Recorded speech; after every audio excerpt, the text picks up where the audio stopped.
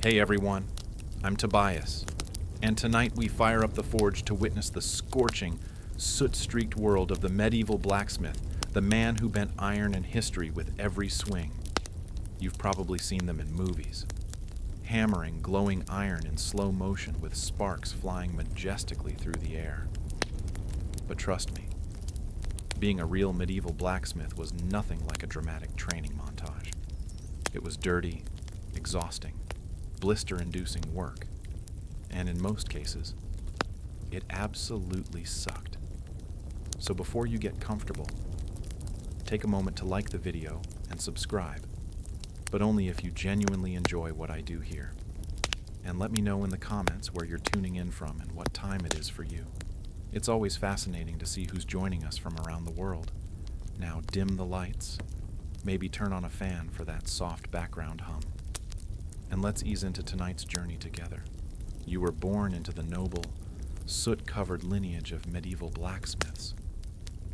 No crowns, no land, no fancy titles, just the family forge, anvil-shaped blisters, and the scent of roasted iron baked into your baby blanket. From the moment you can walk without tripping into the fire pit, you're expected to help. By age 6, you're officially your father's apprentice, which is a polite medieval way of saying tiny unpaid assistant with zero rights and permanent soot streaks on your face, your toys, tongs, your playground, a dirt floor next to a furnace hot enough to cook your eyebrows. While other village kids are chasing chickens and skipping stones, you're learning how not to die next to molten metal. Fun games include, guess how hot this is with your hand, hold the hammer until your arms fall off, and try not to cry when you mess up the nail again. Your father, the blacksmith, is a terrifying, muscular man whose entire vocabulary consists of sighs, grunts, and the phrase, hit it harder. He's got hands like tree bark and a permanent scowl etched from decades of smoke exposure and tax collectors. He teaches you everything: how to shape iron, how to fuel the fire, how to keep your mouth shut when a knight insults your work. You don't ask questions. You just observe, absorb, and obey. Mostly because asking questions results in a flying horseshoe and a week of silent treatment. Holidays. Nice idea. You don't get those. The forge doesn't take breaks. And neither do you. Someone always needs something sharpened, fixed, or reforged. You learn quickly that free time is just the time between one job and the next. And while you're technically learning a trade, what you're really learning is pain tolerance, heat resistance, and how to fall asleep standing up. By the time you're 10, you already smell like iron, swear like a miner, and have arms strong enough to carry water buckets that weigh more than your dog, assuming the dog didn't run away from the noise 2 years ago. This is your life now. Welcome to the family business. Hope you like sweat, smoke, and 70 years of back pain. If you thought you'd get a few good years of playtime before the hammer came down, think again. Childhood in the medieval blacksmith's world is more of a suggestion than a phase. The moment you can lift a bucket without toppling over, you're drafted. Forget games, toys, or any concept of fun. Your playroom is a smoke-stained shed filled with sharp objects and open flames. Your jungle gym, a rack of tongs next to a pit of glowing coal. One wrong step, and you're getting an unscheduled lesson in how long your skin can sizzle before Dad notices. Your official job title might be apprentice, but what it really means is do everything no one else wants to do and get yelled at anyway. You stoke the fire, pump the bellows, sweep the floor, clean the tools, restack the coal, and try not to get impaled by a falling horseshoe, all before breakfast. You get paid in food, stern nods, and the occasional grunt of mild approval, which in blacksmith language means you didn't completely ruin that today. Meanwhile, the village kids you once knew are out in the fields, maybe throwing sticks or learning how to milk goats. You envy them, even if they do smell like cheese and manure. They might grow up to be farmers or shepherds. Humble jobs? Sure. But ones that involve fewer glowing weapons and surprise burns. You, on the other hand, are learning to make nails by hand. Nails, thousands of them, bent, twisted, and reheated again and again until they're straight enough to hold some lord's chicken coop together. If you're lucky, your father lets you swing a hammer on your own, right after he points out every single thing you're doing wrong. And don't even think about saying, "I'm tired." That phrase doesn't exist in the forge. Fatigue is weakness. Burnout is for candles. You keep swinging, keep sweating, keep smiling, or at least keep from crying where anyone can see, because in the eyes of your master, who is also your dad, you're not a child anymore. You're a blacksmith in training, and the training never ends. The forge isn't just where you work. It's your entire existence. It dominates your senses, reshapes your muscles, and rewires your brain. By the time you're in your teens, it doesn't just feel like a place. It feels like a living creature, a hot, smoky, temperamental beast that you must feed, control, and fear. You know the sounds by heart, the bellows wheezing, the iron hissing in the water, the sharp clang of hammer on metal echoing like a war drum. There's a rhythm to it, like some brutal medieval symphony, and your body moves in time with it, whether you're awake or half asleep. You stop noticing the heat after a while. That's not because it gets easier. It's because you've simply accepted it, like gravity or taxes. You know which stones get too hot to sit on, which coals burn quickest, and which parts of the floor are secretly trying to murder your feet. Your skin darkens from smoke, not sun. Your clothes, the same soot-stained tunic and leather apron you wear every day, smell like a mix of scorched wool, grease, and desperation. You don't own many things, but you do own this forge. Not on paper, mind you. Your father still technically runs it, but in practice, it owns you. You start to forget what silence sounds like. The hiss, the clang, the crackle. It's constant. When the forge does go quiet, it's almost unsettling. You find yourself twitching like you're missing a beat in a song you've been forced to memorize since childhood. Your friends, assuming you've kept any, barely see you. He's probably at the forge becomes your default status. You're not a blacksmith. You are the forge, a two-legged extension of fire and steel. And strangely, a part of you starts to love it. Not the burns, not the blisters, but the feeling when the shape finally comes out right. When the horseshoe fits, when the blade gleams, when the metal bends to your will. For a moment, you're not just a kid covered in soot. You're a creator, a crafter, a necessary gear in the medieval machine. Then the moment passes, the next order arrives, and the fire roars again. Time to get back to work. By the time your friends are just starting to grow into their teenage limbs, yours already feel like they've been through a siege. While they're getting taller and stronger, you're getting stooped, scarred and stiff. Your arms are thick, but not in a heroic knight lifting a sword way. More like teenager who's been repeatedly attacked by anvils. Your back, a tragedy, hunched from hauling metal and leaning over the forge for hours a day. Your knees, they creak when you crouch. Your shoulders pop every time you lift a hammer, which is every few seconds. So now that's just part of your personal soundtrack. And your hands. Let's talk about your hands. You used to have fingers. Now you have iron-tipped claws. They're blistered, cracked and stained with soot so deep, even the Nile couldn't wash it off. Cuts are common, burns are daily, and your fingernails. Half of them are permanently blackened or missing. When someone offers you bread, you hold it with the same delicacy you'd use to cradle a hedgehog made of glass, because every knuckle already feels like it's been cursed. There's no such thing as recovery time. Pull a muscle. Keep working. Twist your wrist. Use the other one. The forge doesn't care that your elbow is screaming. Iron doesn't wait politely while you rest. And let's not forget sleep. You'd think with a day full of hammering and hauling, you'd pass out easily.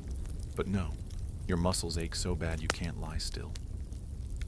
Your ears are still ringing from 10 hours of clanging, and your arms twitch with phantom swings like you're sparring ghosts in your dreams. You ache in places you didn't know could ache. You smell like pain. Even your pain has pain. And what does your father say about this? Good. You're learning. In a strange way, you are. You're not growing despite the pain. You're growing because of it. You're being hardened like the very metal you work, shaped by heat, pressure, and repetition. But make no mistake, by the time you hit adulthood, your body feels like it already lived 2 lives and died halfway through both. And the worst part, you're just getting started. In most jobs, smoke is a problem. In your job, it's a coworker, and a particularly rude one. The forge isn't just hot, it's a choking chamber, and every breath you take comes seasoned with the fine aroma of coal dust, scorched metal, ash, and regret. If you can see clearly more than 6 feet ahead, congratulations. Someone forgot to light the fire. There's no chimney, just a hole in the roof that leaks more smoke in than it lets out. You try opening a window. There is no window, just soot-black walls. Your father's coughing, and the occasional gust of wind that blows everything into your eyes anyway. Your lungs. Let's just say they've entered a long-term toxic relationship with smoke. At first, it burns, then it irritates. Then one day, it just becomes normal. Coughing fits. Part of the rhythm. Black mucus. Not ideal, but hey, at least it's consistent. You've reached the point where clean air feels suspicious. Even your voice changes. You start sounding like a 60-year-old goat farmer who drinks boiling tar. Words are scratchier, breaths are shorter, and your throat always feels like it's hosting a dust storm. But you keep working because you have to. And it's not just the smoke from the fire. There's metal dust from grinding, oil fumes from quenching, and sometimes burnt leather. Charred wood, or whatever unfortunate material just dropped into the coals. You've probably inhaled 3 different types of poison before noon. Protective gear, please. A rag tied around your face is the best you can do. And even that gets sweaty. Gross. And somehow smells worse than the smoke itself. You take it off, and suddenly it's a little harder to breathe. But at least you're not gagging on your own sweat. Long-term damage. Of course, asthma, black lung, early death, all part of the career package. But you're not thinking long-term. You're thinking about finishing that gate hinge before your father notices how crooked it is. In the world of a medieval blacksmith, air is just another burden. You don't breathe to survive. You breathe to keep hammering. By now, you've developed an intimate relationship with your tools, mostly based on pain, necessity, and mutual disrespect. Your hammer, it's basically an extension of your arm. You've named it. You've cursed it. You've swung it so many times that your shoulder now clicks when you raise it, like a haunted maraca. But without it, you're just a sweaty guy standing in a smoke-filled hut. The hammer makes you a blacksmith, and also makes you bleed, regularly. Then there's your tongs, clumsy, hot, and always pinching you at the exact wrong moment. You've burned your fingertips more times than you've successfully picked up anything. The iron slips, the grip fails. You yell. Your dad tells you to grip it like you mean it. You consider throwing them into the fire just to teach them a lesson. Your chisel. It used to be sharp. Now it's mostly a suggestion of a blade, because you've used it to shape, split, scrape, and occasionally pry open stuck doors when your neighbors lock brakes, files, awls, punch tools, rivet sets. Your tool bench looks like a medieval torture rack, and honestly, it kind of is. You've been jabbed, crushed, pinched, sliced, and impaled by every item you own. Your fingers have memory now. They flinch at the mere sight of a new tool. Your apron. It's meant to protect you. And it sort of does. If, by protect, you mean catch hot metal shards and hold them close to your body like a smoldering hug. It's more scorched than stitched, and the leather stiffens like a corpse every winter. And yet, despite all this, you care for these tools like they're family. You sharpen them, oil them, line them up each night. Because if one breaks, you're done. You can't work. You can't earn. You can't eat. No tool. No income. So yes, your tools are your life. But don't be fooled. They've also declared war on your fingers. Spine insanity.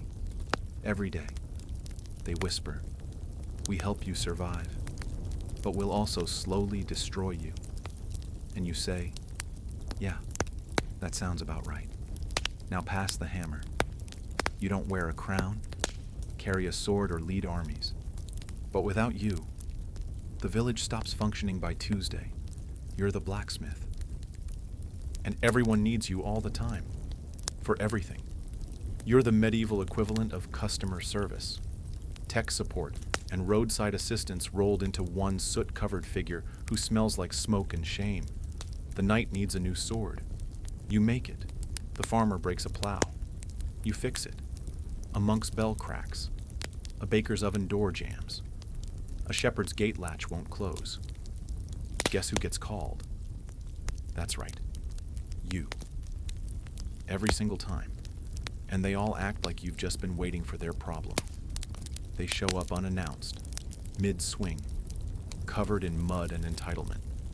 "I know you're busy," they say, "but could you just... the phrase that haunts you. But here's the best part. You never get thanked. They assume it's your duty, that you were born to serve. If their hoe works, their door closes or their shield holds, they nod and walk away, like you were the lucky one. As if you should be honored to repair their rusty bucket at sunset for half a loaf of stale bread. Payment, often inconsistent, sometimes in coin, sometimes in goods, sometimes in promises they forget by next market day. One man paid you with a dead chicken good for soup. It wasn't. You're also the go-to fixer for problems that don't belong to you. Bent hinges from someone sitting on a gate, you fix it. Broken dagger from a drunk fight, you fix it. Mysterious piece of iron no one can identify, but absolutely must be fixed. Yep, still you. Yet, when the village praises anyone, it's the knight, the priest, or the miller with the extra fat goat. Your background noise, a necessity, a reliable tool, not a person. But here's the secret. You know they couldn't last a week without your work. Their fields would stall. Their homes would fall apart. Their horses would limp. And while they may not sing songs about you, their entire world is quietly held together by your hands. You'd think peace would be good news. No raiders, no bandits. No screaming noblemen demanding a new sword by sundown. But for you, peace is terrible for business, because you, the blacksmith, may work on plows and hinges. But what really pays the bills is war. When there's fighting, everyone needs you. Weapons, armor, arrowheads by the hundreds, even horseshoes wear down faster under the weight of panicked cavalry charges. You're flooded with work. The forge burns brighter. The coins roll in. You may be exhausted, but your belly is full. And your debt to the alehouse, momentarily forgotten. But then the war ends. The local lord declares a truce. The knights stop marching. And suddenly your orders vanish. No more swords, no more helmets. Just a farmer asking if you can sharpen a sickle. And maybe accept 3 onions as payment. And sure, you can make household goods, cauldrons, door handles, cooking spits. But there's not much profit in it. Everyone wants you to work like a wizard, but they want to pay you like a stable boy. You become a negotiator, a beggar, and a merchant all at once. haggling for decent wages like your forge is a stall at market, and don't even think about raising your prices. People look at you like you just cursed their cow, but you're just hammering metal, they say, as if molten iron bends itself into shape while singing church hymns. You start to miss the chaos. Not the blood, not the burning villages, but the steady flow of orders, the purpose, the rush. When knights lined up outside your forge with dented shields and coin purses ready, you mattered. Now, you're making keys for locked doors no one locks, patching pots that should have been thrown out, and fixing tools so old they belong in a museum, not a field.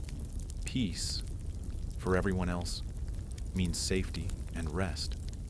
For you, it means economic anxiety and hunger, and deep down, though you'd never say it out loud, part of you whispers, wouldn't mind a small skirmish, just a little one, maybe a minor border dispute. Because when swords break, you eat. Some jobs have an end, a clear finish line, a task completed, followed by rest, applause, or at least a warm bowl of stew. Blacksmithing is not one of those jobs. Your work is never done. Not today, not tomorrow, not even in your dreams. You fix one thing, and 3 more break. Patch a gate hinge, the wheel falls off the cart. Finish a batch of nails. Someone shows up demanding 10 more, but longer this time. And also, I can't pay you until harvest. You rise before the sun and go to sleep long after it disappears behind the trees. And even then, your brain keeps hammering. You dream of bellows, sparks, and that one customer who still owes you a half-dozen eggs and a thank you. Even the quick jobs never are. A villager walks in holding a mangled rake. It just needs a little fixing, they say. But you know, that's 2 hours of reshaping, reheating, hammering, and nodding politely as they ask. Is it ready yet? Every 5 minutes? And just when you think you can finally sit, maybe drink something that isn't lukewarm and smoky, your apprentice comes running. The farrier's ill. You need to shoe the horse. Of course you do. Because you're the blacksmith. And around here, blacksmith means everyone else's last resort. The forge demands attention constantly. The fire won't stoke itself. The tools rust if ignored. Your anvil shifts in the summer heat. Your bellows crack in the winter cold.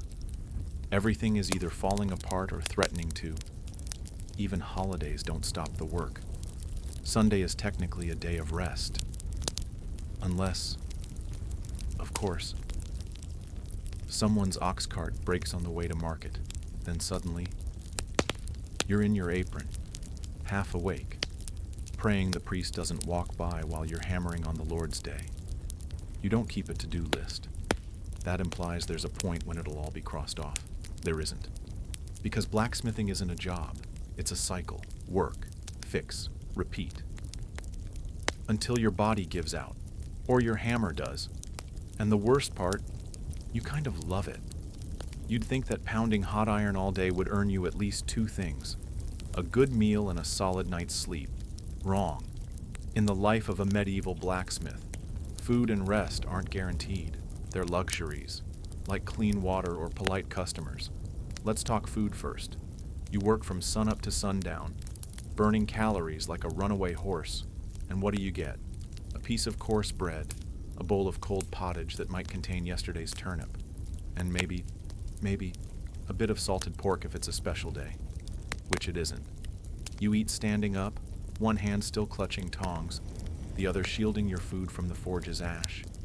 Meals are rushed, conversations are grunts, and if someone knocks on the door mid-bite because their latch is stuck, guess what? That stew's going cold. You don't eat to enjoy, you eat to survive. Fuel in, hammer out. Now let's talk sleep. Or the cruel parody of it. When you finally crawl into bed, your hands are throbbing. Your back feels like it lost a bar fight, and your ears are still ringing from a full day of iron symphonies. Your bed, a straw-stuffed sack that's either too lumpy, too flat, or full of mysterious crawling things. Your blanket, a scorched wool sheet that smells faintly of forged smoke, old ale, and regret. And just as your eyes are closing, your brain remembers that order you forgot to finish, or that hinge that cracked weird, or the payment you still haven't received for that wagon wheel 3 weeks ago. Sleep becomes a negotiation. You lie awake tossing, turning, calculating how long you can delay repairs without someone banging on your door at dawn. And don't forget the midnight surprises. Someone's horse throws a shoe, a storm rips a door off its hinges, or a noble's sword urgently needs sharpening before a hunt, because obviously, you don't need rest. You learn to survive on scraps and snatches, stolen bites, half naps, and sheer stubbornness. Because in your world, productivity comes before nourishment, deadlines before dozing. Food and sleep aren't breaks from the job. They're intermissions between hammer swings. You'll eat when you can, sleep when you're allowed, and hope the fire doesn't go out while you're dreaming. There was a time when your hands were soft, once, long ago, maybe as a child. Now, they're ruined. Your fingers have become tools themselves, stiff, swollen, cracked, and calloused to the point where they barely feel anything except when it hurts. You can't hold a quill. You can barely lace your own boots. But you can grab red-hot tongs with the casual confidence of someone who's been burned so often. Pain has lost its meaning. Every joint in your hands pops when you move. Your knuckles look like they've been mugged by a hammer. Your palms are a map of blisters, old, new, layered like tree rings. Need to figure out what season it is. Just check the blister count. More than 5. It's summer. You've lost fingernails. More than once. Some came off clean. Others didn't. You once crushed your thumb so badly it turned black for 2 weeks. You didn't stop working. You just switched hands and grunted more than usual. Cuts are constant. Sometimes it's a chipped edge. Sometimes a file bites you. Sometimes the iron fights back. Every week something leaks blood. You wrap it in a scrap of cloth, curse under your breath, and keep working. Worse still are the burns. Some are mild, little reminders that iron doesn't forgive.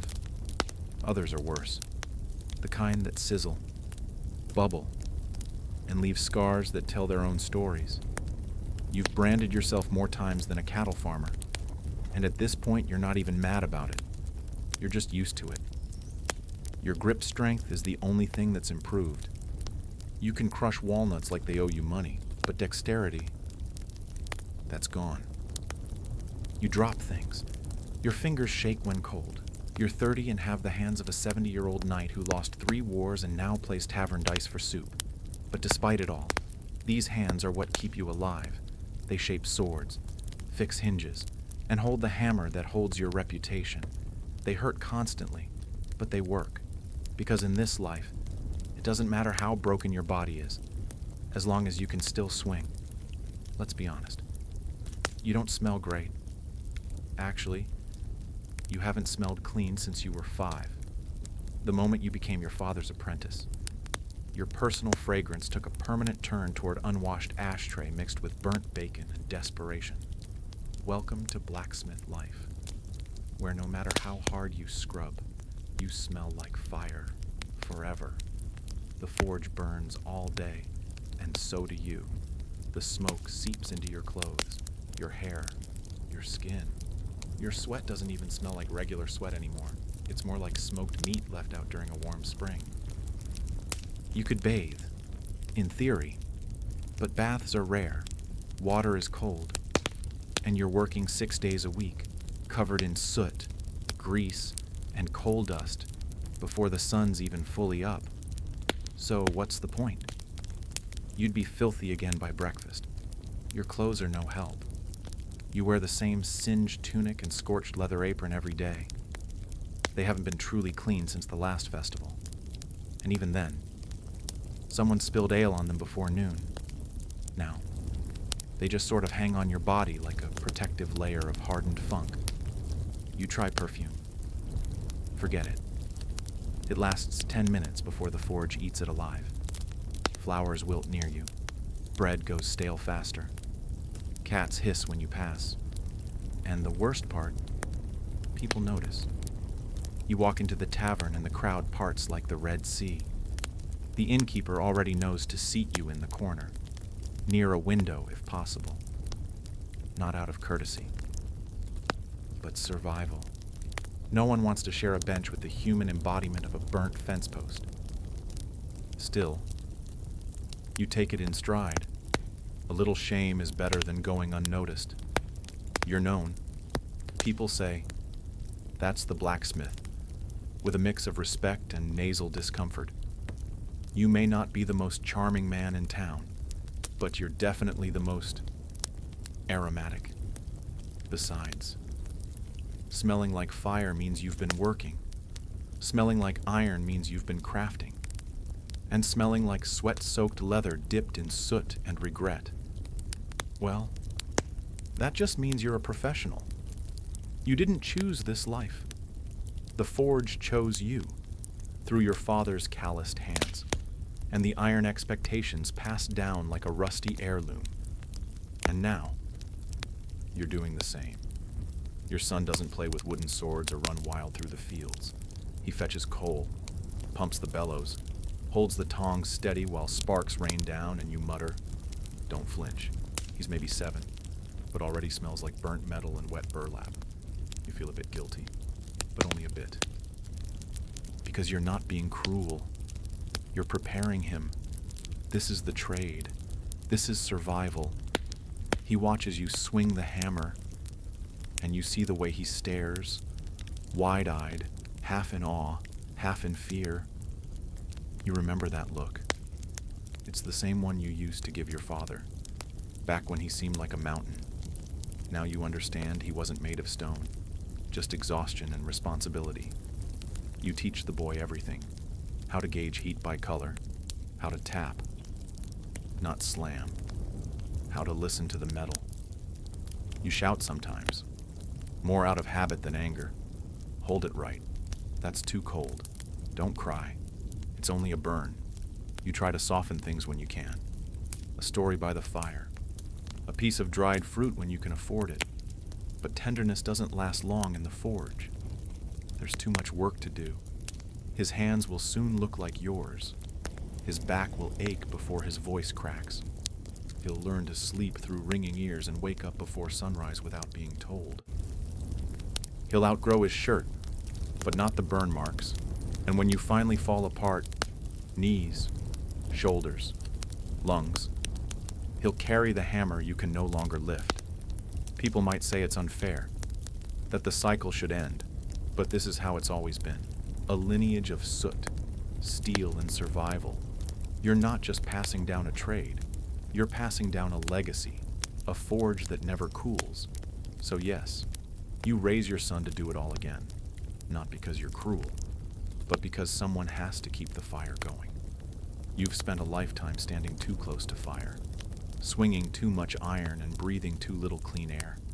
It was never a question of if your body would fail, just when. And now, it's happening. Your knees creak like wooden doors in a storm. Your back refuses to straighten. Your fingers, once strong enough to bend steel, now tremble when you lift a cup. The forge still roars, but your arms won't answer. The hammer feels heavier every day, as if it knows it's nearly time to leave your grip. You don't go out in a blaze of glory. There's no heroic finale, no ballad. You simply slow down. You start handing tusks to your son. You sit more, watch more. He asks you questions, and for the first time, you struggle to remember the answers. The villagers start going to him now. They still nod respectfully when they pass you, but they talk to your boy. He's the one with the calloused hands now. The burns are fresh on him. The ache of the craft has shifted to new shoulders, and quietly, you're proud. You were never wealthy. You never owned land or books or fine clothes. But you were necessary. You kept swords sharp, wheels turning, gates swinging, and farms working. The world didn't thank you often, but it moved because of you. You likely won't see 50. Most blacksmiths don't. The damage piles up, lungs blackened from years of smoke, joints ground down like iron on stone, heart worn out from constant heat and effort. But when you're gone, your work stays. Nails in church doors, blades at noble hips, horses shod and ready to ride. You leave behind no titles, just tools, scars, and a son with a hammer. And that, in your world, is enough. They may bury you in a simple grave. No gold, no statue, just a name carved in wood and a forge that still burns in your memory. But every clang that echoes through the village long after you're gone, that's the sound of you, still working. You were never a knight. You didn't ride into battle with banners flying or wear polished armor that caught the sunlight, but you made that armor. You didn't farm the land, but you made the plows that carved it. You didn't bake the bread, but you forged the oven doors. You didn't build the castle, but every nail in its beams, every hinge on its gates, they were touched by your fire. You were a blacksmith, and in the medieval world, that meant everything. While nobles argued and kings changed crowns, you stood by your forge, day in, day out, shaping the world piece by piece. 1,000 small things, rivets, hooks, braces, buckles, nothing that draws a crowd, everything that holds the world together. Your life was loud, but your legacy is quiet. No one wrote songs about your hammer. No bard praised your tongs. But every working wheel, every unbroken sword, every barn door that swings instead of falling, that was you. People walked past your forge and saw smoke. They smelled sweat and soot and assumed that was all. But inside was a symphony of heat and steel, of creation and endurance. You didn't just forge iron. You forged civilization. One horseshoe, one blade, one nail at a time. And now, long after your hands have gone still, the fire continues. Your son lifts your hammer. Your grandson learns the heat. Your name might fade from memory, but the tools you built carry on, passed from hand to hand, generation to generation. You were never crowned, never honored, never celebrated. But without you, nothing moved. No carts rolled. No armies marched. No homes were secured. You were the foundation beneath the history books, the ember glowing beneath the stories of kings. And that matters more than anyone ever said aloud, because in a world made of wood, stone, and willpower, you were the fire, the silent spark that turned raw ore into progress. You weren't just part of the world. You kept it turning. Long before alchemy was associated with secretive European laboratories and robed mystics whispering over bubbling flasks, it was something far more sacred, far more ancient. Its true origin lies not in medieval Europe, but in the shimmering heat of ancient Egypt, where transformation wasn't a trick of science, but a divine principle etched into every corner of life and death. The ancient Egyptians had a word for it, chemia, derived from chem, meaning black land. It referred to the dark, fertile soil left behind by the annual flooding of the Nile. But this wasn't just a poetic nickname for their geography. It held deep spiritual meaning. To the Egyptians, black was the color of potential, of richness, of raw matter waiting to be transformed. And so, the land of Egypt itself became a metaphor for the transformative power of nature. This is where the word alchemy, alchemia, would eventually be born. But alchemy in Egypt wasn't just about turning base metals into gold. That obsession came later. For the ancient Egyptians, alchemy was everywhere. It was in the ritual of mummification, where the body of the dead was carefully preserved, transfigured, and prepared for eternity. It was in the temples, where priests blended oils, herbs, and minerals into sacred elixirs. It was in the stars, in the soil, in the very act of cooking bread and brewing beer. Transformation, they believed, was the language of the gods. In fact, Egyptian alchemy was never purely physical. It was spiritual at its core. To change something outwardly, you first had to understand it inwardly. This idea would echo through the centuries in alchemical texts from all cultures. Some legends say that these early Egyptian alchemists were guided by a divine figure, Thoth, the ibis-headed god of wisdom, magic, and the moon.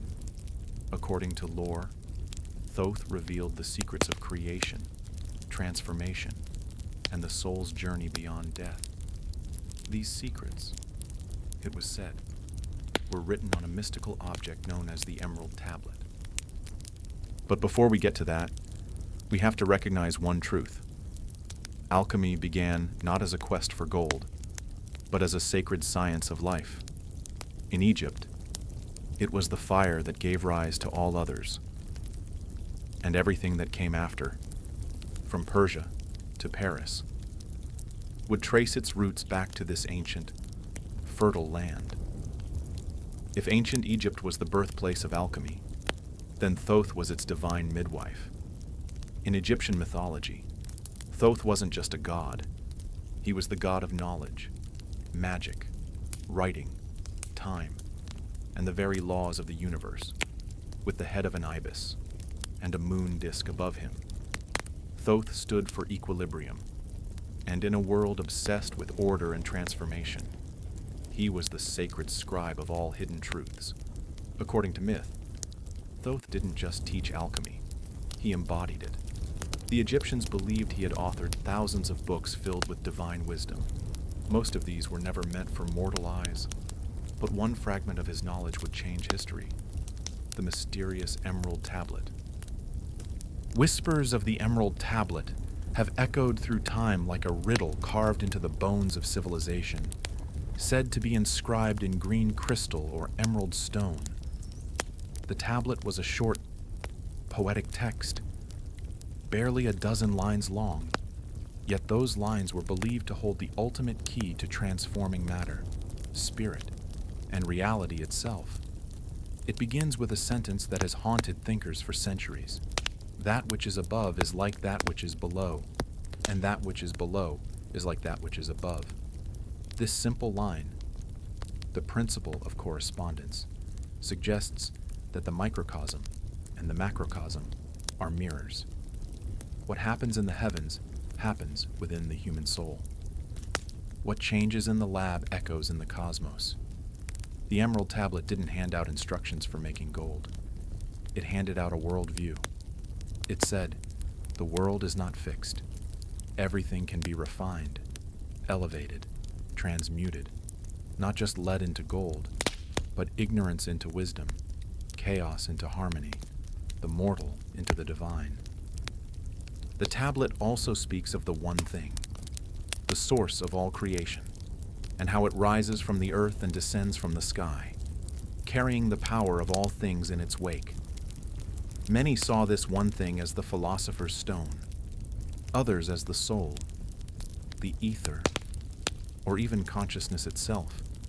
But perhaps the greatest mystery wasn't the content of the tablet, but who could understand it. You had to be more than a scholar. You had to be a seeker.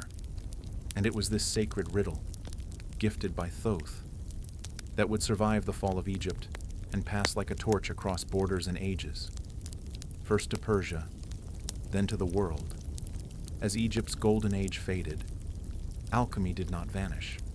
It migrated, traveling along trade routes carried by scribes, mystics, and conquerors. It passed into the hands of another ancient empire, Persia. But this was not merely a transfer of knowledge. In Persia, alchemy underwent a transformation of its own. one that blended spiritual fire with philosophical depth.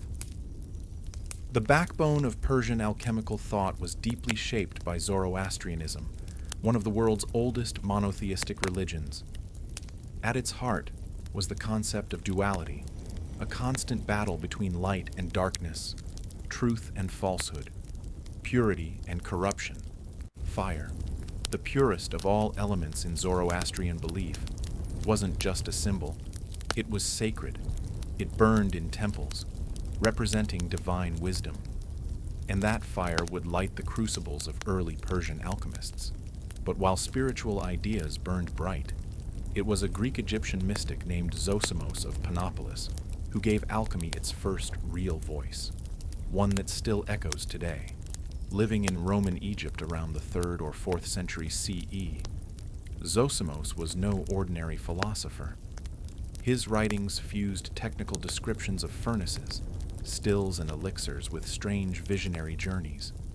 In his most famous dream, he sees himself dismembered, burned and transformed in an alchemical furnace. But rather than horror, this vision is divine. It's the symbolic death of the self, the purification of the soul. Zosimos didn't think alchemy was just about changing metals. He believed the alchemist must themselves be transformed, just as base matter must be broken down before becoming gold. The alchemist had to suffer, purify, and transcend. In his words, alchemy was a mystery of spirit and matter alike. He introduced the idea of spiritual alchemy, a concept far ahead of his time. Zosimos' writings are full of strange symbols: lions devouring serpents, men melting into colored vapors, divine beings emerging from fire. These weren't chemical notes. They were metaphors for the soul's journey toward perfection. Zosimos was also one of the first to stress that true knowledge couldn't be bought or memorized. It had to be earned. The path of the alchemist was a path of discipline, suffering, and revelation. His influence would ripple across centuries and continents. And though many of his texts were lost or misunderstood, one thing was clear: alchemy was no longer just a proto-science. It had become a sacred philosophy. As the embers of ancient knowledge flickered across the remnants of Egypt, Greece, and Persia, a new empire rose, and with it a golden age of wisdom. Under the banner of Islam, from the 8th to the 13th century, a vast intellectual renaissance began. While Europe descended into the Dark Ages, cities like Baghdad, Cairo, and Cordoba became sanctuaries for philosophy, mathematics, astronomy, and alchemy. At the heart of this revival stood a man whose name would become legend: Jabir ibn Hayyan, known in the West as Geber. More than a chemist, more than a philosopher. Jabir was a fusion of both, often called the father of chemistry. His contributions to alchemy were so profound that they laid the foundation for modern science itself. Working in the courts of the Abbasid Caliphate in the 8th century, Jabir approached alchemy not as mysticism, but as a structured, testable discipline. He introduced laboratory methods still recognizable today: distillation, crystallization, sublimation. He invented new instruments, refined acids, and wrote over 100 texts, blending philosophy with chemical experimentation. But he didn't abandon the spiritual roots of the craft. Far from it. Jabir believed that everything in the universe was composed of combinations of 4 elements: earth, air, fire, and water, and infused with spiritual qualities. His system added a complex blend of numerology, astrology, and symbolism. In his view, every transformation in the material world mirrored a deeper transformation in the human mind. Jabir also introduced the idea of balance, or mizan, as the key to alchemy. Just as the body must be balanced to remain healthy, so must metals be balanced to attain perfection. Gold was not simply a metal, it was matter in perfect equilibrium. And if balance could be achieved through careful processes, then even the basest metal could be elevated. His influence didn't stay within Islamic borders. Over time, Jabir's texts were translated into Latin and circulated throughout medieval Europe, igniting a wave of Western alchemists who would build upon his teachings, often without even realizing they were standing on the shoulders of a Persian genius. Through Jabir ibn Hayyan, alchemy took its most decisive step forward. It was no longer just sacred symbolism. It was a method, a system, a science, and yet it remained what it had always been, a map to transformation, both material and divine. As the Islamic world preserved and expanded the knowledge of the ancients, Europe remained cloaked in superstition and spiritual rigidity. But knowledge has a way of traveling, especially when it's too powerful to be contained.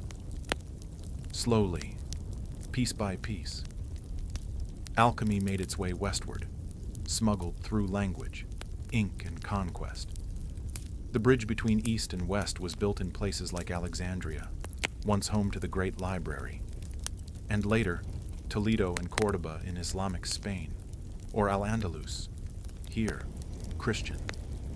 Jewish and Muslim scholars worked side by side in rare moments of intellectual harmony.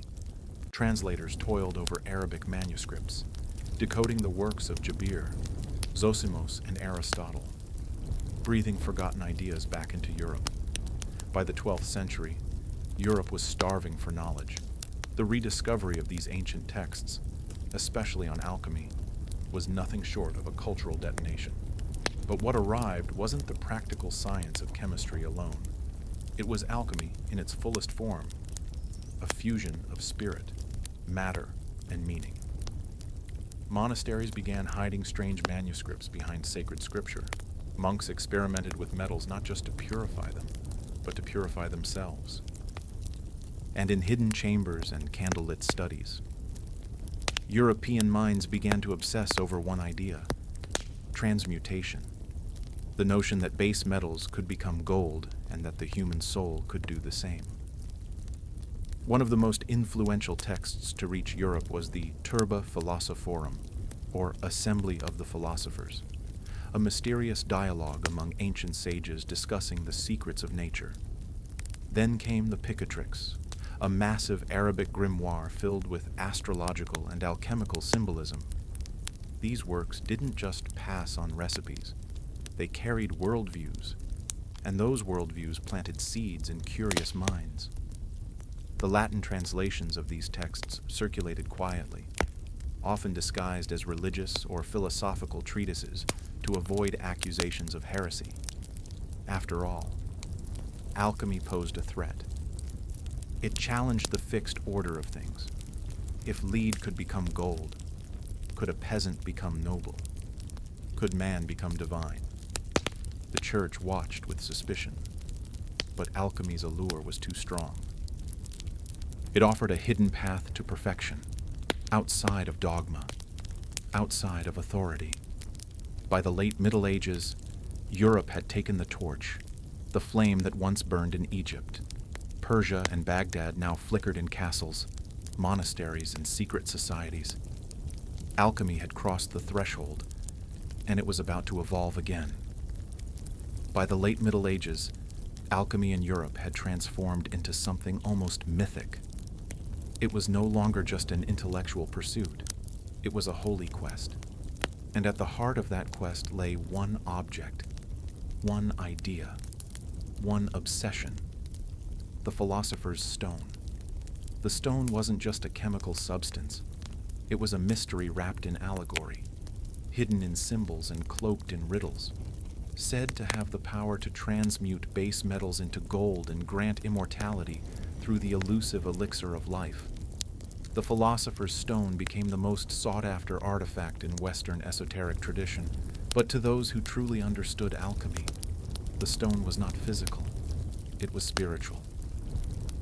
In alchemical manuscripts, it went by many names: lapis philosophorum, the red stone, the powder of projection.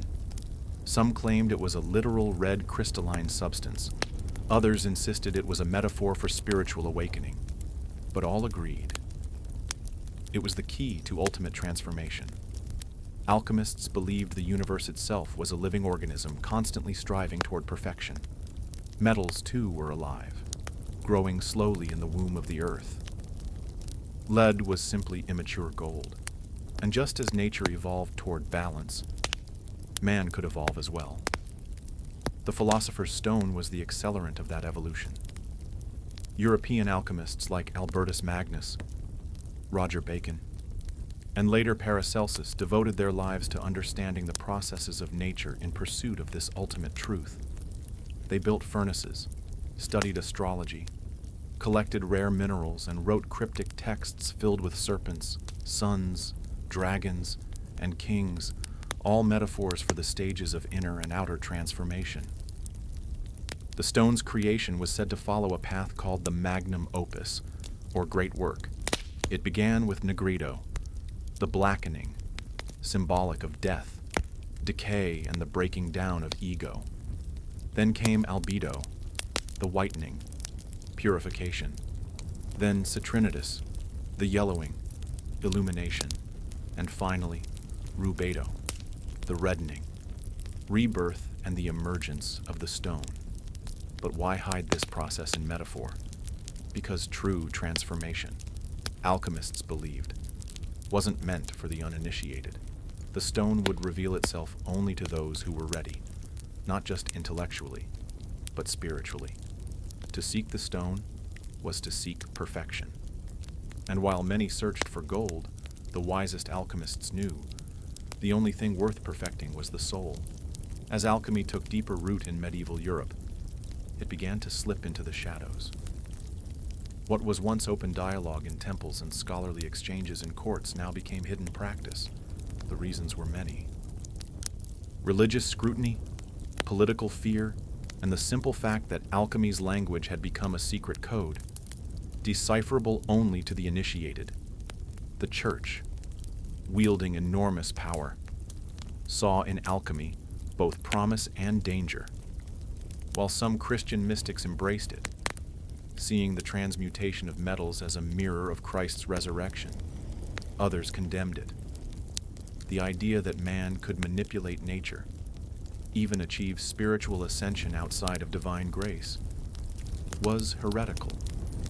To avoid persecution, alchemists cloaked their teachings in allegory and symbolism.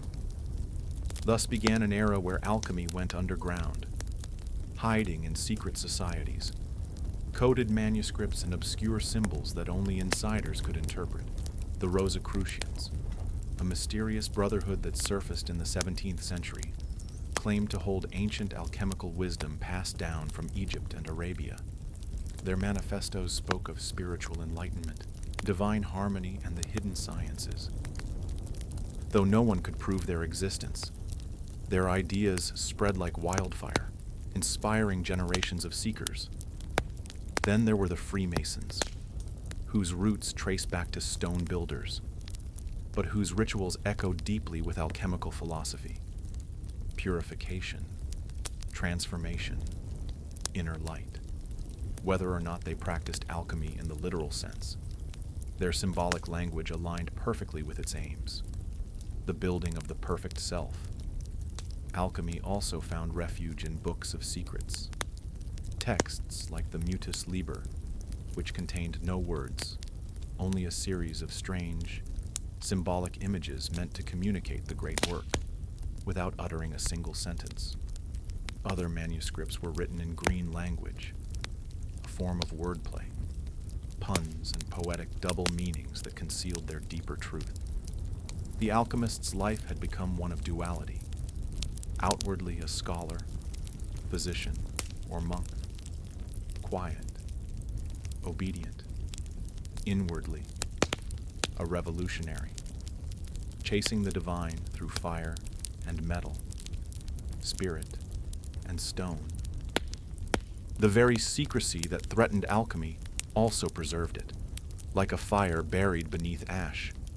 It smoldered unseen, passed down from master to apprentice, generation to generation. And in these quiet shadows, alchemy continued to evolve, not just as an early science, but as a living philosophy, one that would soon encounter its greatest challenge, the birth of modern chemistry. By the 17th and 18th centuries, a quiet revolution was brewing, one that would both inherit and bury the legacy of alchemy. The Age of Enlightenment had arrived. The mysticism and metaphor that once cloaked alchemical thought were no longer welcomed in scholarly halls. In their place came a new language, empiricism, logic and repeatable results. Alchemy's successor had arrived. Its name was chemistry. This wasn't an abrupt execution. It was a slow, methodical transformation. Many of the earliest chemists were, in fact, alchemists. They simply shifted focus. The goal was no longer spiritual perfection or the transmutation of souls, but measurable change. No more dragons and black suns, just beakers, balances, and precise documentation. One of the final nails in the coffin came with Robert Boyle, often called the father of modern chemistry. In his 1661 book, The Skeptical Chemist, Boyle argued that matter was made up of atoms and that chemical reactions could be explained without mystical forces. He didn't mock alchemy, but he stripped it of its esoteric language. Boyle believed in the alchemist's power to transform, but insisted it must be explained through natural laws, not allegory. Soon after, Antoine Lavoisier would discover the role of oxygen in combustion and disprove the ancient theory of the four elements: earth, air, fire, and water. The periodic table would follow. Laboratories became secular temples of knowledge. Alchemy, with its hidden codes and sacred metaphors, was seen as outdated, an embarrassment to real science. But here's the paradox.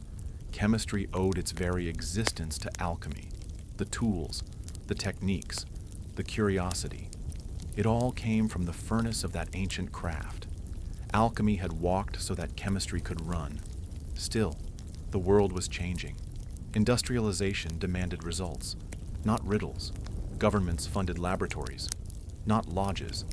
The philosopher's stone was replaced by the microscope, the alembic by the Bunsen burner. What was once sacred had become material. Yet, not all was lost. In hidden corners and quiet minds, alchemy still breathed, not as a science, but as a symbol of transformation, of unity, of the eternal dance between matter and spirit. And while the world turned to chemistry for answers, some still looked to alchemy for meaning, because some fires never go out. They just burn beneath the surface. Alchemy may have vanished from the halls of science, but it never truly died. Instead, it transformed, just as it always taught that all things must. What began in the tombs of Egypt, refined in the fire temples of Persia, and encoded in the hidden texts of medieval Europe, didn't simply disappear. It evolved, splintering into chemistry, psychology, medicine, and even modern spirituality. Its outward form was shed, but its inner message endured. In the 20th century, a new kind of alchemist emerged, not with a furnace, but with a notebook and a mind full of dreams. Carl Jung, the Swiss psychologist, rediscovered the hidden wisdom of alchemy and gave it new life. He argued that the ancient alchemists weren't just transforming metals. They were unconsciously mapping the human psyche. The blackening, negredo, was depression. The whitening, albedo, was insight. The reddening, rubedo, was the birth of a unified self. The philosopher's stone, Jung said, was individuation, the process of becoming whole. Alchemy, it turned out, had always been about more than gold. Today, we see its fingerprints everywhere, in self-help books preaching transformation, in stories of heroes who descend into darkness to return reborn, in the very language we use. Words like refine, distill, purify, all echoes of the alchemist's path. Even in science, the spirit of alchemy lingers. Chemists still transmute elements in nuclear reactors. Physicists speak of dark matter and unified fields. With the same wonder alchemists once had for ether and quintessence, the search for the fundamental building blocks of the universe continues. Only the language has changed. But perhaps the true legacy of alchemy lies in its insistence on wholeness. It never separated spirit from matter, or science from mystery. It taught that the transformation of the world begins with the transformation of the self, that behind every experiment was a sacred question. Who are you becoming in the process? In a world driven by speed, by technology, by the cold precision of data, alchemy whispers an ancient truth that to change anything truly, you must also be willing to change yourself. And so, the alchemist's fire still burns, not in crucibles, but in hearts, waiting, calling, transforming. Because alchemy was never just a science. It was a mirror. At first glance, Cappadocia seems like a surreal painting. Its surface dotted with towering stone chimneys and rippling ridges carved by wind and time. Tourists marvel at the strange beauty above. But what most never realize is that the real wonder lies beneath their feet. Deep under this Turkish landscape is a forgotten world, a labyrinth of subterranean cities stretching for miles. These aren't simple caves or makeshift shelters. Their entire urban complex is hidden underground, complete with residences, chapels, wells, food storage, stables, and even schools. Some go down as far as 18 stories, housing thousands of people in the shadows of the earth. The most astonishing part, many of these cities were completely unknown until the mid-20th century. In 1963, a man renovating his home in the town of Derinkuyu knocked down a wall in his basement. What he found behind it wasn't brick or dirt, it was a tunnel. That tunnel led to another, then to a chamber, then to a spiral staircase. He had accidentally uncovered an ancient entrance to one of the largest underground cities in the world. It was as if an entire civilization had chosen to vanish beneath the ground, leaving behind no sign except silence. But Derinkuyu was just one of many. Over the decades, archaeologists have identified hundreds of underground settlements throughout Cappadocia. At least 40 major ones interconnected through narrow corridors and secret escape routes. These weren't random burrows. They were deliberately planned and engineered. Massive stone doors could seal off passageways from the inside. Ventilation shafts brought fresh air from the surface. Wells tapped into underground aquifers, ensuring fresh water even under siege. Why would anyone build something so elaborate under the earth? That question has haunted historians for years. Theories abound. Were these cities hiding spots from invading armies, monastic refuges, secret spiritual sanctuaries? Or were they something far older, far stranger? Whatever the reason, one thing is clear. Cappadocia wasn't just a region. It was a refuge. A world beneath a world. A place where thousands could disappear from the surface and live their lives entirely underground. And the deeper you go into these cities, the stranger the story becomes. To understand why people built cities beneath Cappadocia, we first need to understand the land itself, because Cappadocia is no ordinary terrain. Millions of years ago, a series of violent volcanic eruptions buried central Turkey under layers of ash. That ash hardened into a soft, porous rock known as tuff, a material light enough to carve with basic tools, yet strong enough to hold its shape over centuries. Rain and wind shaped it into strange formations, fairy chimneys, conical towers, mushroom-like spires. The entire region looked like something torn from a dream or a different planet. But ancient people didn't just marvel at the rock, they worked with it. Early settlers realized that this volcanic stone was a gift.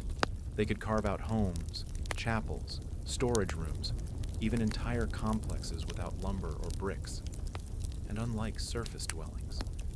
These stone chambers stayed cool in the scorching summers and warm during freezing winters. Above ground, they carved churches into cliff faces, but below ground, that's where the real magic happened.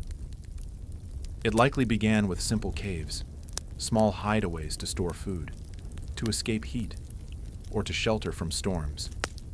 But over time, as threats grew and communities expanded, those caves grew too. They evolved into interconnected rooms, then levels, then networks, and once the digging started, it didn't stop.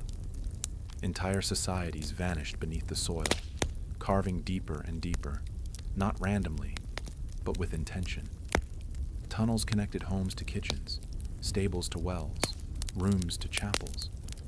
They created ventilation shafts that reached the surface and filtered fresh air through multiple stories. They even dug vertical staircases wide enough for people and livestock, yet narrow enough to defend.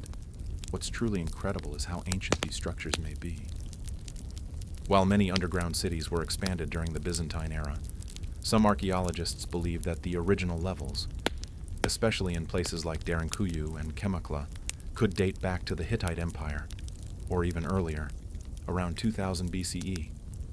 This land invited transformation, and the people of Cappadocia responded by shaping it, not with machines, but with patience, vision, and survival in mind.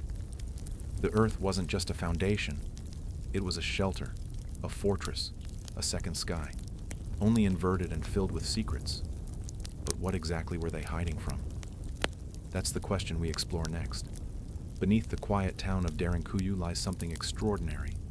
A city, not above the earth, but deep beneath it. A city that no one even knew existed until 1963, when a man doing simple renovations in his home knocked down a wall and found a dark tunnel stretching beyond sight. That tunnel led to chambers. The chambers led to corridors. Staircases spiraled downward into the rock, leading from room to room, level to level, until eventually, explorers found themselves standing 18 stories beneath the surface. They had uncovered Derinkuyu, the largest and deepest underground city ever found in Cappadocia, and possibly the world. What archaeologists found was staggering. This wasn't a temporary hideout or an emergency shelter. Derinkuyu was a living city, carved entirely out of volcanic stone. It had homes, churches, communal kitchens, wine and oil presses, storage rooms, schools, and even a baptismal chamber. It could house an estimated 20,000 people, along with their livestock and food supplies. It was engineered with remarkable precision. Massive rolling stone doors, shaped like millstones, could be pushed to seal off tunnels in case of attack. These weren't simple blocks. They were perfectly fitted, movable from the inside, and nearly impossible to force open from the outside. Ventilation shafts snaked upward through the rock, delivering fresh air to the deepest levels. Wells accessed underground aquifers to provide water without surfacing. There was even a mission school, complete with study rooms, suggesting that this city wasn't just about survival. It was about continuity, teaching, worship, community. But here's what makes Derinkuyu so mysterious. We don't really know who first built it, or why. Some believe it was expanded by early Christians fleeing Roman or Arab persecution. Others argue the foundations are far older, perhaps dating back to the Phrygians, or even the Hittites, thousands of years before Christ. Why go to such extraordinary lengths to disappear underground? Was it to escape invaders, as many believe? Or was the threat not human at all? Derinkuyu holds no inscriptions, no names, no definitive timeline, just rooms, tunnels, and questions. And even today, much of it remains unexplored. Because the deeper you go, the less it feels like a city, and the more it feels like something else. To build downward is far more complex than building up. There's no sunlight, no scaffolding, no wide open skies, just solid stone and shadow. And yet, The architects of Cappadocia's underground cities didn't just dig. They designed with remarkable intelligence and precision, creating spaces that could support thousands of lives for months, maybe even years at a time. These cities weren't chaotic tunnels burrowed in panic. They were carefully planned systems, layered like an onion, each level with a distinct purpose. Living quarters were closer to the surface, allowing quicker access to the outside when danger passed. Deeper levels housed kitchens, workshops, food storage, and livestock pens, strategically placed to reduce the risk of contamination or fire spreading through the city. One of the most ingenious features was the ventilation system. Long vertical shafts were carved through the rock to allow air to circulate through as many as 18 underground levels. Some shafts were over 50 meters deep, yet so well placed that fresh air could reach even the lowest chambers, without fans, without electricity, just gravity and brilliant design. Water was another key to survival. The cities were built around natural aquifers. Wells could be accessed from within, ensuring that even in a siege, residents wouldn't need to emerge for water. In some cities, the well shafts were sealed off from the surface entirely to prevent poisoning by attackers. There were communication tunnels too, some leading to smaller satellite chambers, others connecting to nearby underground cities. In times of danger, messages or people could be moved through the earth itself, and the defense mechanisms were both simple and effective. Narrow corridors that forced invaders to approach single file. Trapped doors that could be dropped, hidden escape routes leading into valleys or riverbeds. Most famously, the rolling stone doors, massive round slabs that could be rolled into place to seal off a passage in seconds. From the outside, they looked like part of the wall. From the inside, they were a last line of defense. Every decision, every design, pointed to one truth.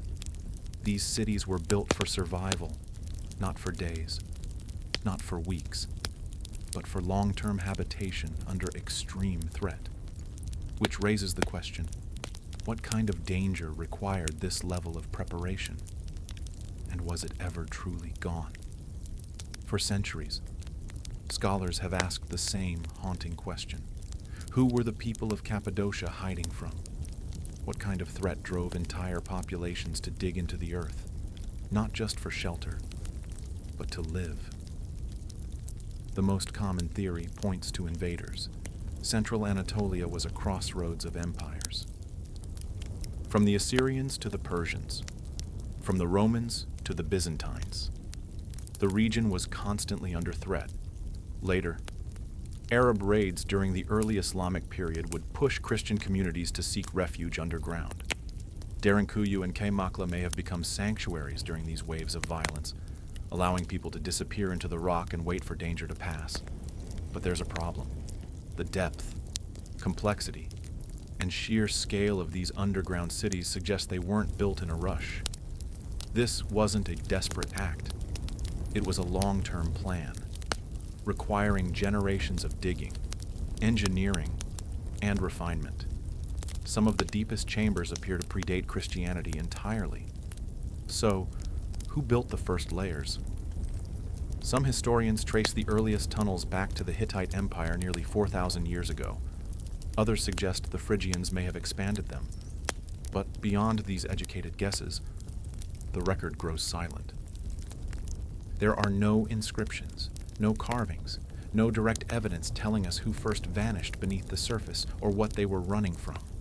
That's where the theories begin. Some believe these cities were built not to escape other people, but something else. Natural disasters, solar events, even ancient warfare that may have scarred the skies and poisoned the land. More fringe theories go deeper, suggesting that the cities were built to hide from beings, not of this world. The kind of beings spoken of in myths across cultures, sky gods, watchers, destroyers. The idea is tempting.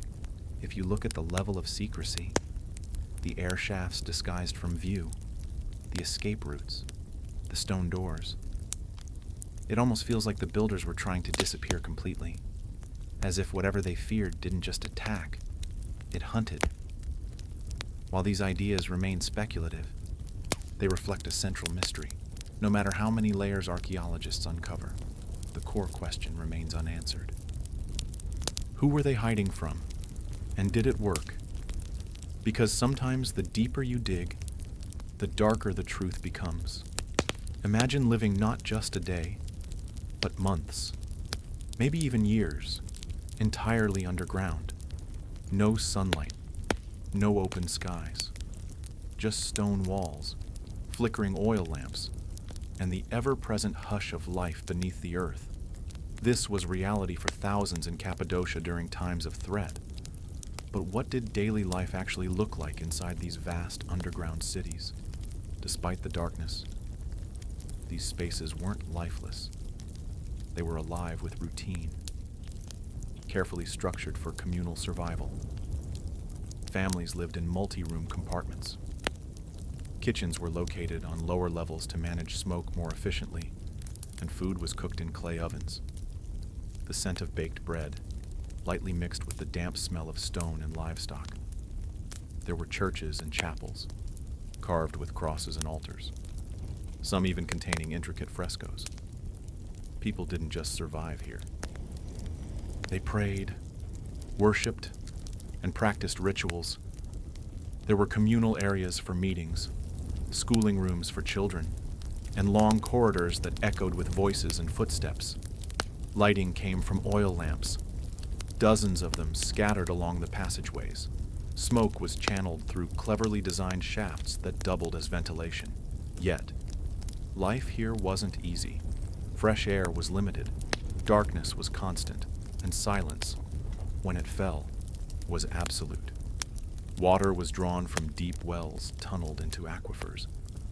Grain was stored in sealed chambers to prevent spoilage. Wine presses and olive oil vats have been found carved into the rock, suggesting that even underground, life had flavor and ritual. The cities were built for the long haul. They weren't a last resort. They were a prepared reality. Livestock, sheep, goats, chickens were kept in dedicated pens, usually near the entrance levels for easier management and ventilation. Their presence served a dual purpose: food and warmth. Despite the confined spaces, the builders understood the psychology of survival.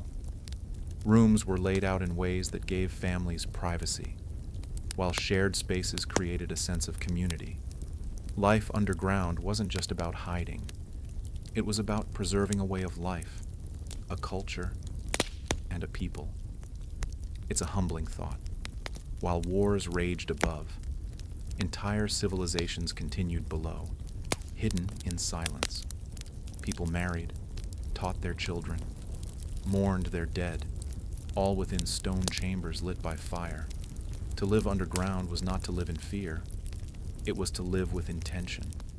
Cappadocia's underground cities weren't isolated pockets of refuge. They were part of something much bigger. Beneath the valleys and hills of this volcanic region lies a vast network of tunnels, chambers, and hidden passageways that seem to connect multiple cities together. Derinkuyu, Kemaklu, Oskanak, and others may not have just been separate settlements, but pieces of a unified subterranean civilization. Some of these tunnels stretch for kilometers, weaving beneath the countryside like veins under skin. Narrow, winding, and often no wider than a man's shoulders. They were likely used for secret movement, escape routes, or even transporting messages and supplies from one underground complex to another. Derinkuyu and Kemaklu, two of the largest cities, are believed to be linked by such a tunnel, nearly 9 kilometers long. That's not just impressive engineering. It's evidence of coordinated planning on a scale rarely seen in ancient architecture. If true, it means multiple cities could support one another in times of siege or crisis, functioning almost like an underground federation. But these tunnels weren't just for utility. They were also defensive, built with multiple bottlenecks, blind turns, and choke points.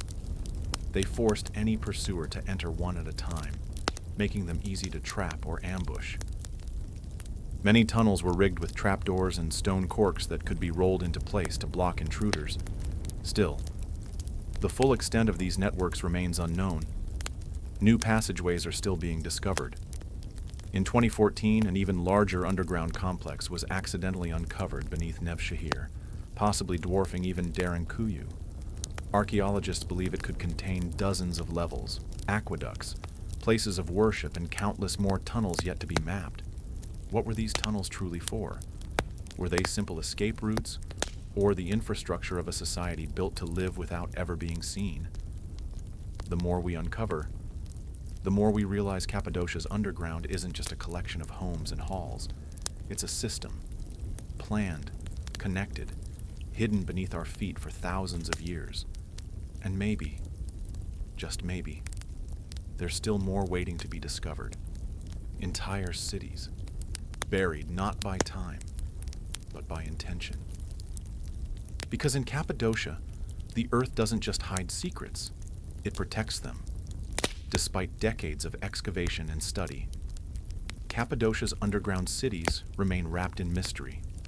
The stone walls may be silent, but the questions echo louder than ever. Not just how they were built, but why? And when historical answers fall short, myths and alternative theories rush in to fill the void. One of the most enduring questions is about the true age of these cities. Conventional archaeology ties their major expansion to the Byzantine period, when Christians sought refuge from invading forces. But some researchers believe that the earliest tunnels and chambers are far older, possibly dating back 4,000 years or more. If that's true, what kind of threat existed so long ago that would drive people underground? Enter the theories. Some suggest these subterranean cities were emergency shelters from natural cataclysms, massive floods, solar flares, volcanic winters, or ancient climatic disasters. The layout of the cities, self-sufficient, hidden and sealed, could be interpreted as long-term survival bunkers prepared for environmental collapse. Others look to cosmic explanations. Ancient astronaut theorists argue that early civilizations may have built these cities to hide from entities they described as gods, beings who descended from the sky and ruled with fearsome power. Could the underground cities have been a shield from something not of this earth? One local legend speaks of giants that once roamed the surface, driving people below. Others tell of fire from the heavens and enemies that came with burning eyes. To the modern ear, these may sound like metaphors or memories distorted by centuries of oral tradition, but they hint at something terrifying enough to push entire cultures into the rock. There are also theories tied to the symbolism of the earth itself. In some ancient traditions, descending into the ground represents a journey into the underworld, a metaphorical death and rebirth. Were these cities spiritual sanctuaries, places of ritual transformation, or were they never abandoned, but forgotten on purpose? The truth is, no single theory explains it all. The scale, the age, the precision, it doesn't fully fit into our existing historical framework. And maybe that's the most unsettling part. Because sometimes, what lies hidden isn't just history. It's the edge of something we were never meant to understand. Today, visitors to Cappadocia walk through dreamlike landscapes, over valleys carved by wind, past fairy chimneys glowing orange in the evening sun. Hot air balloons drift quietly overhead, but beneath their feet, the ground is hollow. Beneath the beauty lies a world carved in darkness, one still holding its breath after thousands of years. The underground cities are now open to tourists. Visitors descend narrow stairwells, pass through low-arched tunnels, and stand in rooms where people once lived in silence, waiting for danger to pass. And yet, only a fraction has been uncovered. Some chambers remain sealed. Some tunnels collapse into shadow. Some doorways lead nowhere, or so it seems. These aren't just ruins. They're testaments, proof that people will do whatever it takes to survive, to protect their children, to preserve their beliefs, to vanish when the world turns hostile. And in that act of vanishing, they left behind a kind of message, not written in language, but in stone. We don't know their names, we don't know their stories, but we know this. They were planners, engineers, visionaries. They created something that could endure centuries of silence, something that might have been meant never to be found. Cappadocia reminds us that history isn't always on the surface. Sometimes, the most profound truths are buried on purpose, hidden from conquerors, hidden from the curious, hidden, maybe, from time itself. And what remains? Mystery. Mystery in the perfect fit of the rolling stone doors. Mystery in the air shafts that still pull wind from the deep. Mystery in the miles of unexplored tunnels, still untouched, still dark. Maybe the real purpose of Cappadocia's underground world will never be known. Maybe it isn't meant to be.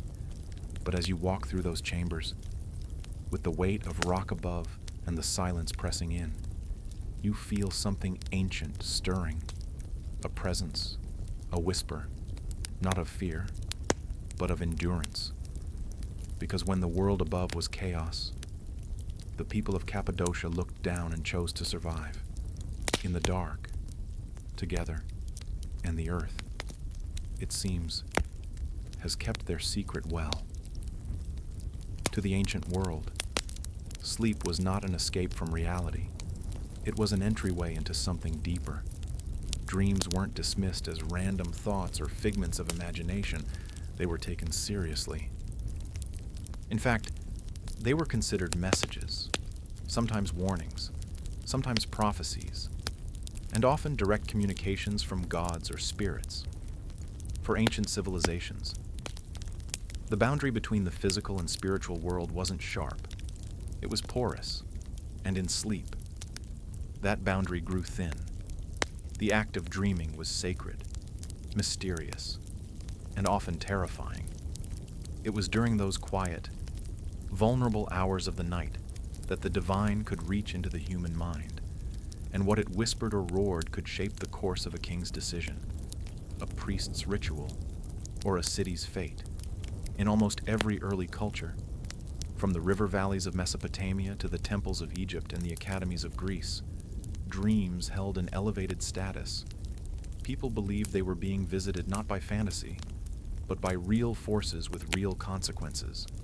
Dreams could foretell war. They could reveal betrayal. They could offer healing or demand sacrifice.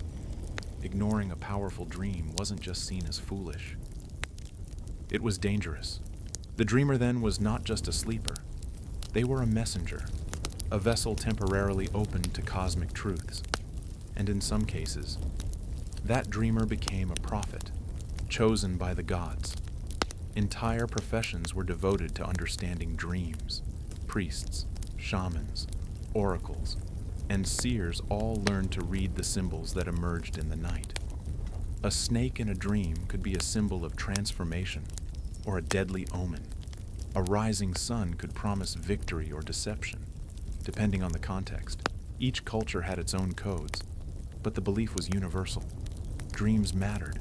Even today, fragments of that ancient wisdom linger. We speak of following our dreams or waking up to a realization, but in the ancient world, dreams weren't poetic expressions.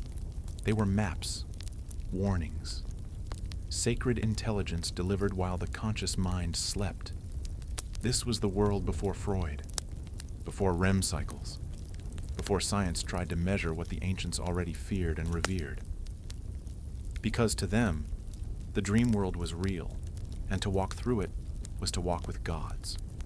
The first civilization to leave written records of dreams were the Sumerians, who lived in Mesopotamia over 5,000 years ago. They didn't view dreams as random images.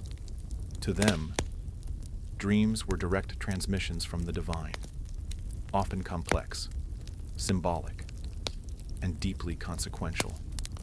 Among the ruins of their cities, archaeologists uncovered clay tablets etched with dreams, some personal, others political.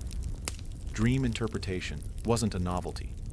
It was a structured practice, taught, studied, and respected. Sumerian kings had court dream interpreters, men trained to decipher the messages of the gods, and whose interpretations could influence the fate of entire cities. One of the most famous examples of this ancient dream culture lies within the Epic of Gilgamesh, one of the world's oldest literary works. In it, both Gilgamesh and his companion Enkidu experience vivid, symbolic dreams. Before embarking on their dangerous journey to slay the monster Humbaba, Gilgamesh dreams of celestial battles and collapsing mountains, visions his mother and priests interpret as divine warnings and veiled prophecies. These dreams weren't ignored. They were consulted as sacred guidance. The Sumerians believed that there were two types of dreams, ones sent by gods to help or instruct, and others that were empty, simply echoes of the day. Determining which was which required the wisdom of a priest or diviner, people who could read omens, symbols, and patterns hidden in the imagery of sleep. Temples often had special chambers where priests, or even kings, would sleep in hopes of receiving divine visions. This ritual practice, known later in other cultures as incubation, may have originated with the Sumerians. These sacred dreams were seen as oracles, sometimes even more trusted than waking signs. Dreams could also serve as political tools. A ruler claiming divine dreams could strengthen his legitimacy or justify major decisions. The gods told me in a dream wasn't just spiritual, it was power. In the Sumerian worldview, the universe was alive with meaning, and dreams were its language. Every image, whether a storm, a lion, or a falling star, carried cosmic significance, and in a land where gods walked among men, to dream was to listen. To ignore those dreams was to risk the wrath of the heavens themselves. To the ancient Egyptians, dreams were not just messages. They were portals, pathways to the gods, glimpses into the afterlife, and sometimes instructions for the living. In a culture obsessed with eternity, sleep wasn't merely a time of rest. It was a rehearsal for death. And dreams were communications from the realm beyond. Egyptian texts show that dreams were considered both deeply personal and powerfully prophetic. Like the Sumerians, Egyptians categorized dreams into two kinds: truth dreams, sent by the gods or spirits to guide, heal, or warn, and false dreams, which were misleading, or born of bodily imbalance. Temples dedicated to gods like Serapis and Thoth were known to practice dream incubation. Worshippers would sleep within temple walls, hoping to receive divine dreams. These temple dreams were often recorded, interpreted by priests, and even carved into stone. In some cases, a person might receive not just visions, but healing through dreams. One of the most fascinating artifacts is the Ramesside Dream Book, dating to around 1300 BCE. This papyrus scroll is essentially a catalog of dream symbols and their meanings. It lists over 100 dreams, each paired with an interpretation. For example, if a man sees himself eating crocodile flesh, it means he will gain power over his enemies. Another entry warns that dreaming of drinking warm beer means impending sorrow. These interpretations were taken seriously.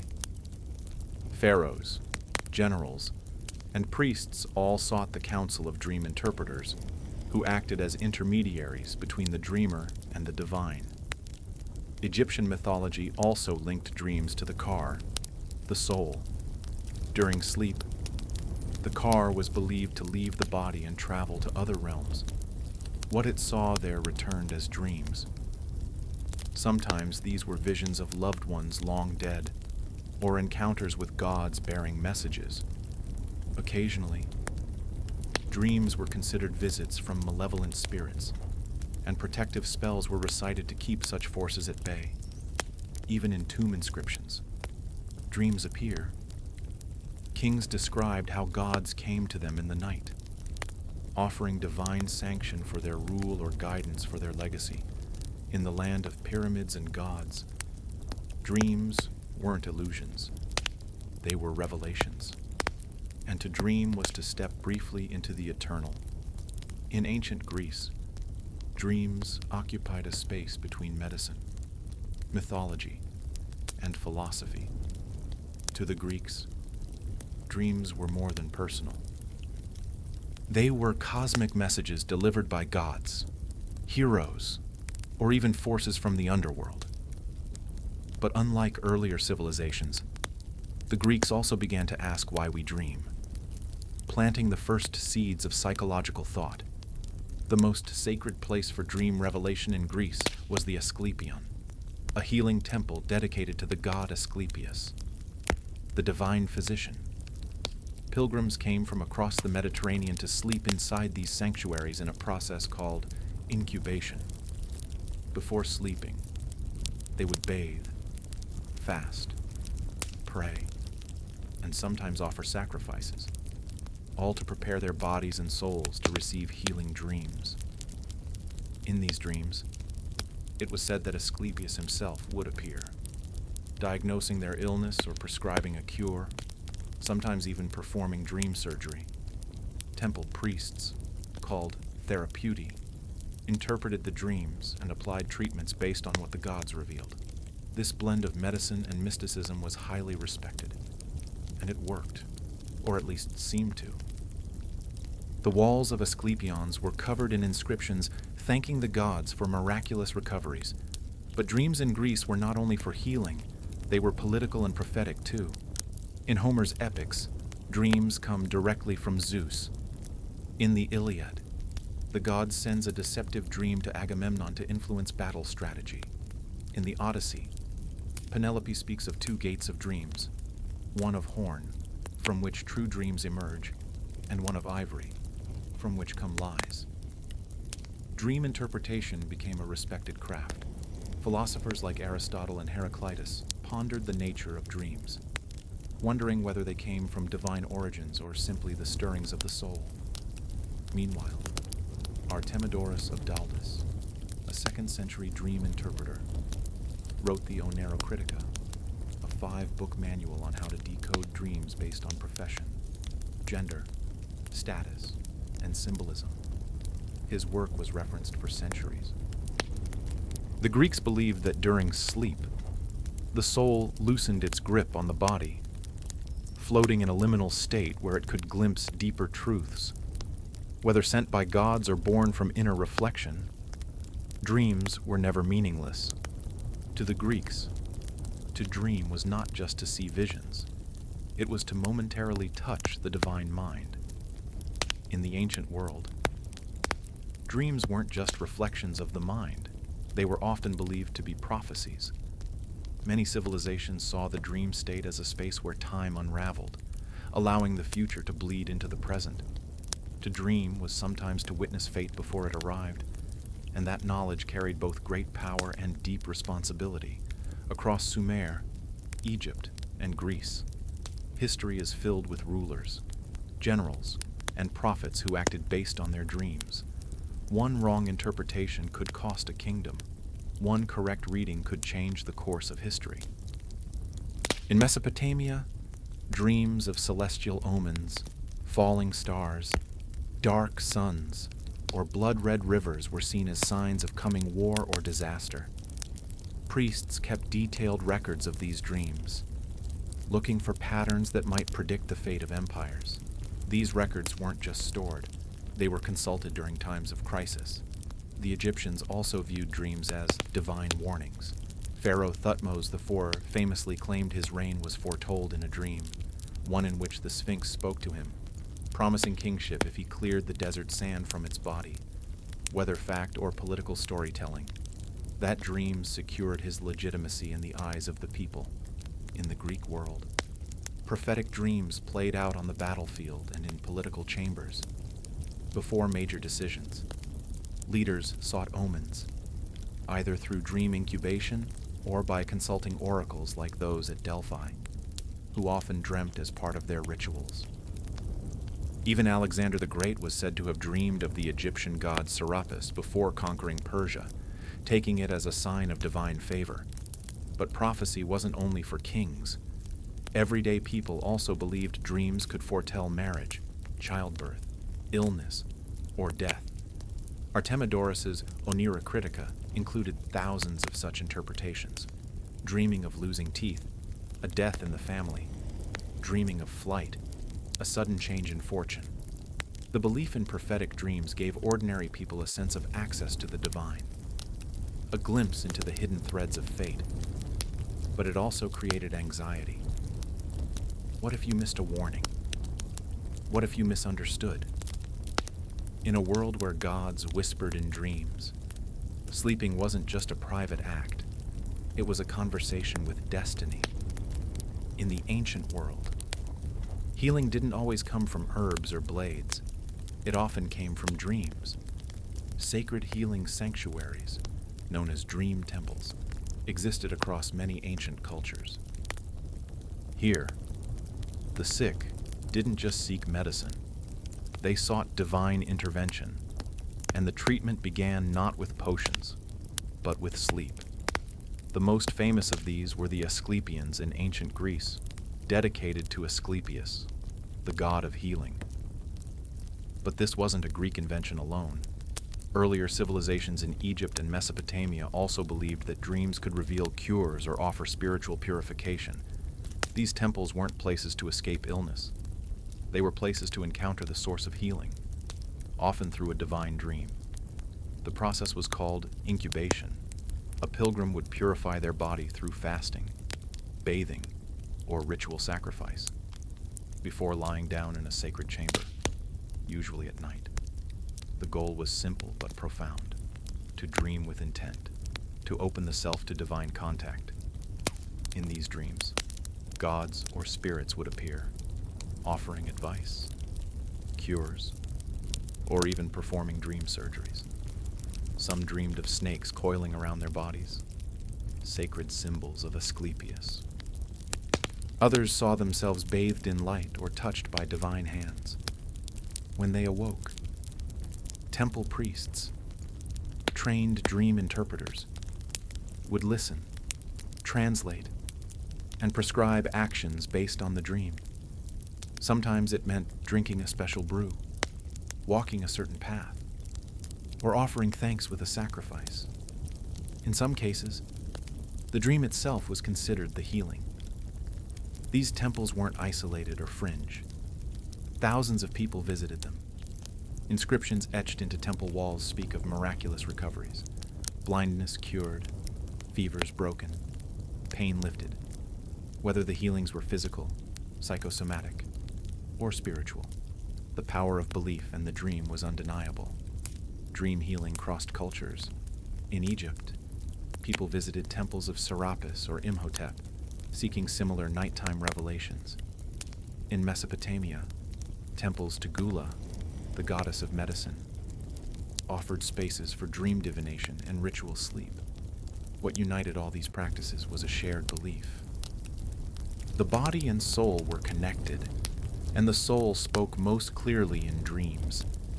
Healing wasn't just about the flesh, it was about harmony between the human and the divine. In these sanctuaries of silence, dreams weren't just seen as stories, they were medicine. In the ancient world, the realm of dreams was not only a place of prophecy or healing, it was also a space where the dead could speak. Many ancient civilizations believed that dreams provided a rare and sacred moment when the veil between the living and the dead grew thin. To dream of a departed loved one was not seen as a simple expression of grief or memory. It was often believed that the spirit of the deceased had truly returned, bearing messages, warnings, or unresolved requests. These dream encounters were powerful, emotional, and deeply significant. In Egypt, where the afterlife was central to belief, dreams were thought to offer a direct link to the underworld. The soul, or car, was believed to travel freely during sleep, even visiting the dead. If a deceased family member appeared in a dream, It could mean they were displeased, in need of offerings, or simply reaching out with guidance. Egyptians sometimes wrote letters to the dead, left in tombs or shrines, asking for protection or help, hoping the request would be answered in a dream. In Mesopotamia, dream encounters with the dead were treated with reverence and caution. The dead were believed to retain power in the afterlife, and a dream visitation could be a sign that something was amiss, perhaps a neglected burial ritual or an unfulfilled vow. These dreams were often followed by ritual purification or offerings to set things right. The Greeks also took dreams of the dead seriously. In Homer's Odyssey, Odysseus descends into the underworld and speaks with the spirits of the fallen, a vision that mirrors what many believed could happen during sleep. The philosopher Heraclitus once said, "The waking have one world in common, but the sleeping turn aside each into a world of his own. That private world was where the dead could slip through." Even beyond Europe and the Middle East, many cultures held similar views, that the dead were not entirely gone, and that dreams were their language. When the voice of a lost parent or child spoke in the night, it wasn't poetic. It was real to the ancients. Sleep was not a place to forget. It was where the past could still reach out, and sometimes ask to be remembered. To ancient civilizations, dreams weren't just messages, they were puzzles, rich with symbols, strange creatures, impossible events, and celestial signs. Dreams were believed to carry coded language from the divine. Interpreting them wasn't easy. It required training, intuition, and often ritual in Mesopotamia, Egypt, and Greece. Professional dream interpreters operated almost like priests or shamans. They studied vast collections of dream records, memorized symbol meanings, and knew how to distinguish between a true dream and a meaningless one. Their interpretations could influence public policy, medicine, and even warfare. Across cultures, certain dream symbols appeared again and again, and they were rarely literal. A snake might mean danger in one dream, transformation in another. Seeing fire could be a warning of destruction or purification. Flying might symbolize the soul breaking free of earthly burdens, or a longing to escape something in waking life. In Egypt, dream books outlined hundreds of these symbols. Dreaming of drowning might signal an emotional storm to come. Seeing oneself blind could foretell a spiritual awakening, or a painful truth hidden in plain sight. These were not guesses. They were part of a vast ancient language of symbols, refined over generations. In Greece, Artemidorus of Daldis compiled the Oneirocritica, a 5-volume manual of dream analysis. He emphasized that dream interpretation wasn't universal. Context mattered. A farmer dreaming of a flood meant something very different than a sailor dreaming the same. The Oneirocritica is one of the earliest known texts to suggest that personal experience shapes dream meaning, a remarkably modern idea for the 2nd century. Dream interpretation was also tied to divination. Dreams were seen as one thread in a web of omens, signs, and sacred messages. Dreamers might consult oracles, draw lots, or perform ritual offerings to clarify what they had seen. Some even kept dream journals inscribed on papyrus or clay, not just for personal insight, but to share with their community, for ancient people. Symbols weren't just subconscious images. They were keys, part of a divine language whispered in sleep. And understanding that language meant unlocking the will of the gods, the forces of fate, and the secrets of the soul. To the ancients, a dream wasn't just a story. It was a message in code, sent from the stars. Today, we often treat dreams as fleeting fragments, strange images quickly forgotten after we wake, or, at best, material for therapists and artists. But to the ancients, Dreams were far more than mental noise. They were sacred, structured, and respected. They offered guidance, healing, connection with the dead, and glimpses of the divine. Dreams were a part of the fabric of life, woven into medicine, religion, and governance. So what happened? As science and rationalism rose, particularly in the post-Enlightenment West, dreams were reclassified. No longer messages from the gods. They became neurological byproducts, electrical impulses, memory fragments, or emotional processing. The sacred became clinical. The symbolic was reduced to chemical. But even now, in moments of grief, change, or deep intuition, dreams still matter. We still search them for meaning. A dream of a lost loved one can bring closure. A recurring nightmare can reflect stress, or a truth we don't want to face. Modern psychology, beginning with Freud and Jung, tried to reclaim some of that ancient understanding, recognizing that dreams hold power, even if we no longer call it divine. What the ancients understood is that the dream world is not separate from life. It is a mirror, reflecting not only our fears and desires, but something bigger, something eternal. Whether it was a god speaking from the darkness, a warning about tomorrow's storm, or the voice of a parent long buried, dreams offered something society could not provide during waking hours.